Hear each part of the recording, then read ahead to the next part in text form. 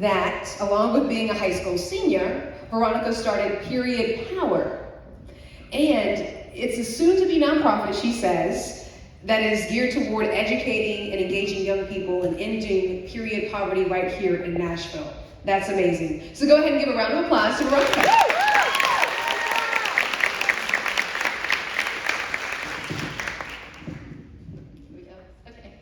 Thank you so much, Ms. Glover, and a huge thank you to the CRC for allowing me to speak today, especially Ms. Megan McGuire, who has supported me tremendously along the way.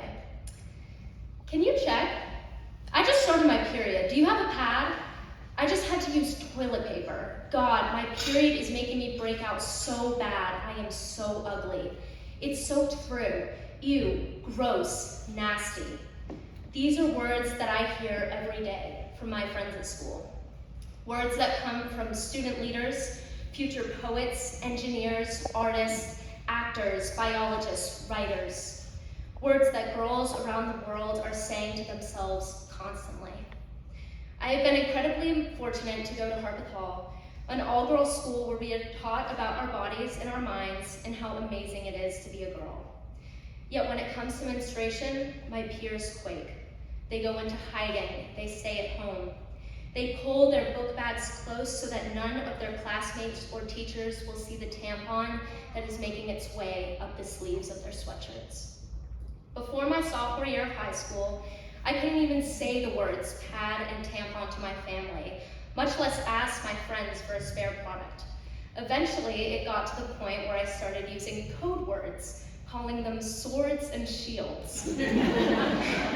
Clearly, it was a battle. I first began to significantly take notice of this menstrual stigma when I was in 8th grade. Everyone was getting their periods, and there were constant whispers in the hall about who had just started. I was confused. Didn't all girls experience a period? I thought about all the women in my life who had come before me and have been groundbreakers during their time. My great-grandmother, Mary Catherine Strobel, was the first female working in the fire department in Nashville. My great-grandmother, Alice Harrington, was the first female city council member in Lynn, Massachusetts. Both first in their field, both strong women, both making a change for the better. However, for some reason, while we have improved certain aspects of our lives for years, menstrual justice still seems to be lagging. But why? Because women are told, sometimes directly, sometimes by insinuation, that our bodies are embarrassing and shameful. We are told that the way that every single girl functions is not to be talked about with our friends, family, in classrooms, in business meetings, in our government legislature. And this message has been passed down to our children and to our children's children. And this same message has bled into what we are here to discuss today, period poverty. As I started my journey through high school, I began to look at those around me. If the topic of menstruation was taboo for me and my friends who could afford products, what was it like for women who had to decide between buying a box of tampons or a meal for their families? As I began digging deeper into the subject of period poverty, I was astounded. Homeless women often have to use cardboard boxes, newspapers, even their own clothes in order to stop their flow. Some sit in the same spot all day on a park bench or out in the pouring rain just to control what they ultimately cannot control. The same applies for students whose parents cannot afford to buy period products. Because of the lack of period products provided in many school bathrooms, students often have to use rolls and rolls of toilet paper to help them. And why? Because many men in our governments do really put the men in menstruation. Because state legislatures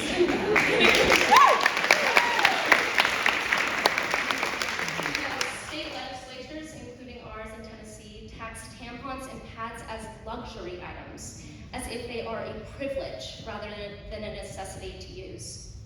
I was inspired to take action. I began to bring the topic of menstruation into conversation with my family, then friends, then in my classes. Before, because I was so naturally tuned into the stigma, I would buy extra items at Walgreens or CVS just to hide the packet of pads from my dad and my brother. Well, ladies and gentlemen, you'll be happy to see that two of my biggest supporters and conversationalists about period poverty are here with me today.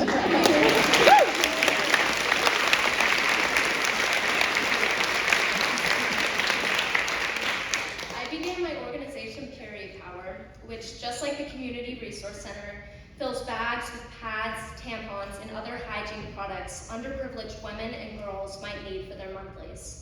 These, quote, period power packs are packaged in fun gift bags with the message, "You have the power," on the front, in order to restore a sense of humanity and dignity for these women, in order for them to also realize that menstruation is normal, in order for them to feel strong and confident in their bodies. I implore all of you here today, use your own strength to give strength to others.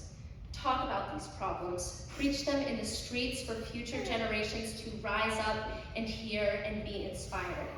Take action. You can make a difference. Since starting Period Power, I have been lucky to have dozens of friends jump in to help. This month, a group of high school boys will be packing packs too. So far, we have distributed over 400 packs to local nonprofit organizations, and each day I wake up and think about those 400 women who are walking freely, comfortably, and hopefully with more pride than they had before. Bring boxes of pads and tampons to your local charities. Argue for free products in school bathrooms. With one person, we can make a wave, but with all of us, we can make an ocean of change. So the next time that you see your daughters, sisters, mothers, classmates, women on the streets and in faraway countries, say to them, everything about you is beautiful. Don't forget it, period.